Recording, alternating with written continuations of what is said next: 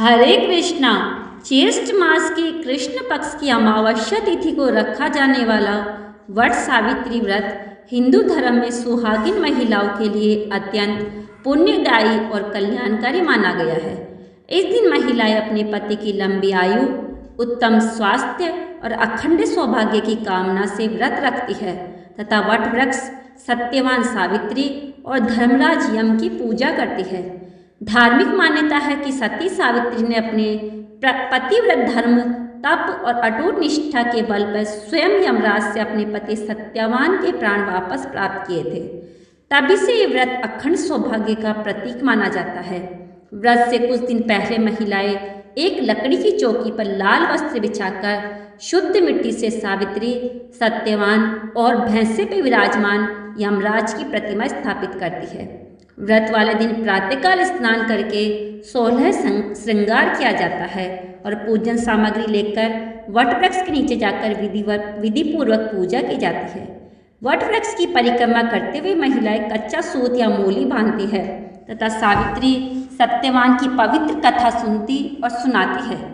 पौराणिक कथा के अनुसार प्राचीन समय में मध्य देश में अश्वपति नामक एक धर्मात्मा और प्रतापी राजा राज्य करते थे। उनके राज्य में सुख समृद्धि की कोई कमी नहीं थी, परंतु उन्हें संतान सुख प्राप्त नहीं था। राजा और उनकी रानी मालवी इस दुख से अत्यंत व्याकुल रहते थे। संतान प्राप्ति के लिए राजा ने अनेक यज्ञ, तप और दान किए, परंतु उन्हें सफलता नहीं मिली। अंत में उन्होंने देवी सावित्री अर्थात माँ गायत्री की कठोर प्रार्थना आरंभ की। वर्षों तक भक्ति और तपस्या करने के बाद देवी सावित्री उनकी भक्ति से प्रसन्न हुई और आकाशवाणी करते हुए बोली, राजन, तुम्हारी भक्ति से मैं अत्यंत प्रसन्न हूँ। शीघ्र ही तुम्हें एक तेजस्विनी कन्या की प्राप्ति होगी। कुछ समय बाद रानी गर्भवती हुई और समय आने पर उन्होंने एक अत्यंत सुंदर और तेजस्वी कन्या को जन्म दिया। देवी की कृपा से प्राप्त होने के कारण उस कन्या का नाम सावित्री रखा गया। सावित्री बचपन से ही अत्यंत बुद्धिमान, धर्मपरायण और तेजस्विनी थी। जब वह विवाह योग्य हुई तो राजा अश्वपति ने उसके लिए योग्य वर की खोज प्रारंभ की, किंतु सावित्री ने स्वयं अपने लिए वर चुनने का निश्चय किया। पिता की अनुमति लेकर वह अपने आश्रम और राज्यों में गई और अंत में वन में रहने वाले सत्यवान को देखकर उसने उन्हें अपने पति के रूप में स्वीकार कर लिया। सत्यवान अत्यंत गुणवान, सत्यवादी, वीर और माता पिता की सेवा करने वाले थे। वे अपने नेत्रहीन माता पिता के साथ वन में साधारण जीवन व्यतीत कर रहे थे। जब सावित्री ने अपने पिता को सत्यवान के बारे में बताया, उस समय वहां महर्षि नारद आए। राजा ने उनसे सत्यवान के गुण और भविष्य के विषय में पूछा। नारद जी बोले, सत्यवान सभी गुणों से संपन्न है, किंतु वे अल्पायु है। विवाह के 1 वर्ष बाद उनकी मृत्यु निश्चित है। यह सुनकर राजा अश्वपति अत्यंत चिंतित हो गए और उन्होंने सावित्री को अपना निर्णय बदलने के लिए समझाया, किंतु सावित्री अपने संकल्प पर अड़िग रही। उसने कहा, आर्य कन्या जीवन में केवल एक बार ही पति का वरण करती है।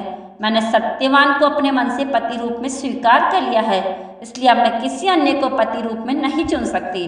अंत में राजा ने सत्यवान और सावित्री का विवाह करा दिया। विवाह के बाद सावित्री राजमहल का सुख छोड़कर अपने पति और सास ससुर के साथ वन में रहने लगी। वे अत्यंत श्रद्धा और प्रेम से अपने नेत्रहीन सास ससुर की सेवा करती थी। समय बीतता गया और वह दिन में निकट आ गया जिसकी भविष्यवाणी महर्षि नारद ने की थी। उस दिन सावित्री ने कठोर व्रत रखा और पूरे दिन भगवान का ध्यान करती रही। जब सत्यवान लकड़ियां काटने वन में जाने लगे तो सावित्री भी उनके साथ जाने का आग्रह करने लगी। सत्यवान उसे साथ ले गए। वन में पहुंचकर सत्यवान लकड़ियां काटने लगे और सावित्री पास ही बैठी रही। कुछ समय बाद अचानक सत्यवान के सिर में तेज पीड़ा होने लगी।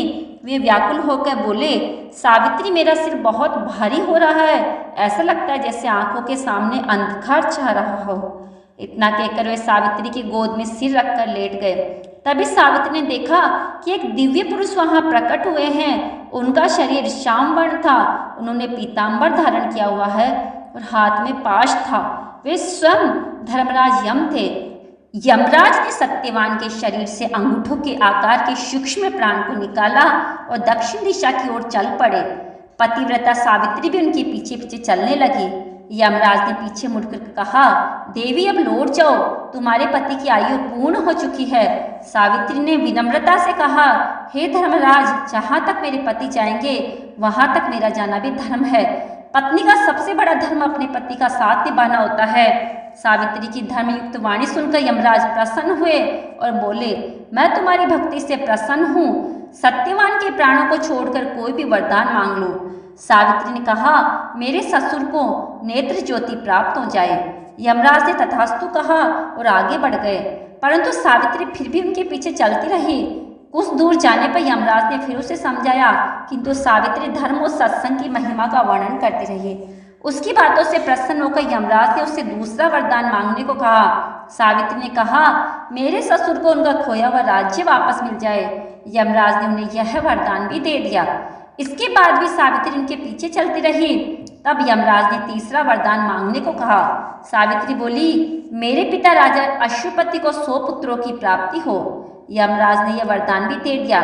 फिर भी सावित्री जब पीछे नहीं हटी तो यमराज ने चौथा वरदान मांगने को कहा, मुझे सत्यवान से 100 पुत्रों की माता बनने का आशीर्वाद दीजिए। यमराज ने प्रसन्न होकर तथास्तु कह दिया, किंतु अगले क्षण उन्हें स्मरण हुआ कि सत्यवान तो उनके साथ है। बिना सत्यवान के सावित्री 100 पुत्रों की माता कैसे बन सकती है।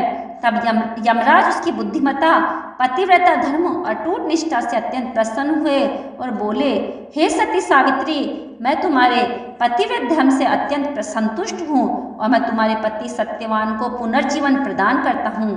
तुम्हारा सौभाग्य सदैव अटल रहेगा। इतना कहकर यमराज अदृश्य हो गए और सत्यवान के प्राण उनके शरीर में लौट आए। थोड़ी देर बाद सत्यवान ने आंखें खोली और बोले, सावित्री, मैं अभी अभी गहरी नींद से जागा हूँ। वह दिव्य पुरुष कहाँ गए। तब सावित्री मुस्कुराई और बोली, स्वामी, अब सब ठीक हो गया है, चलिए आश्रम लौट चलते हैं। जब दोनों आश्रम पहुंचे तो देखा कि उनके नेत्रहीन ससुर को नेत्र ज्योति प्राप्त हो चुकी थी और कुछ समय बाद उन्हें अपना खोया हुआ राज्य भी वापस मिल गया। आगे चलकर सावित्री 100 पुत्रों की माता बनी और उसने अपने दोनों कुलों का उद्धार किया। तभी से वट सावित्री व्रत का विशेष महत्व माना जाता है। जो भी स्त्री श्रद्धा और भक्ति से व्रत करती है तथा सावित्री सत्यवान की कथा सुनती है, उसके पति की आयु लंबी होती है और परिवार में सुख समृद्धि बनी रहती है। बोलिए धर्मराज यम की जय, बोलिए सत्यवान सावित्री की जय, बोलिए वट सावित्री माता की जय। अब श्रद्धा और भक्ति भाव के सुनते हैं श्री वट सावित्री माता की पावन आरती। जो भी भक्त सच्चे मन से इस आरती को गाता और सुनता है, उसके जीवन में सुख, शांति और सौभाग्य बना रहता है। आरती श्री वट सावित्री माता की। ओम जय वट सावित्री माता, ओ मैया जय वट सावित्री माता। सत्यवान संग विराजो, सबके दुख हर जाता। ओम जय वट सावित्री माता। पतिव्रता धर्म निभाया, यम को भी हर डाला। ओ मैया यम को भी हर डाला। अखंड सौभाग्य देने वाली, तूने जग उजियाला। ओम जय वट सावित्री माता। वट वृक्ष की छाया प्यारी, मंगल फल बरसाती। ओ मैया मंगल फल बरसाती। जो श्रद्धा से व्रत करे, जो श्रद्धा से व्रत करे, उसकी लाज बचाती। ओम जय वट सावित्री माता।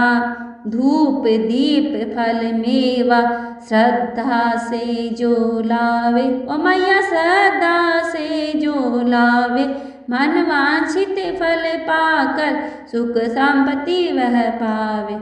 ओम जय वट सावित्री माता। संकट दूर करो माता, रक्षा करो हमारी। ओ मैया रक्षा करो हमारी। सुख समृद्धि घर आए, महिमा तेरी न्यारी। ओम जय वट सावित्री माता। सावित्री माता की आरती जो कोई नर गावे। ओ मैया जो कोई नर गावे, पति सुख सौभाग्य समृद्धि जीवन भर वह पावे। ओम जय वट सावित्री माता। ओम जय वट सावित्री माता। ओ मैया जय वट सावित्री माता। आप सभी को वट सावित्री व्रत की बहुत बहुत हार्दिक शुभकामनाएं और मंगल कामना। धन्यवाद।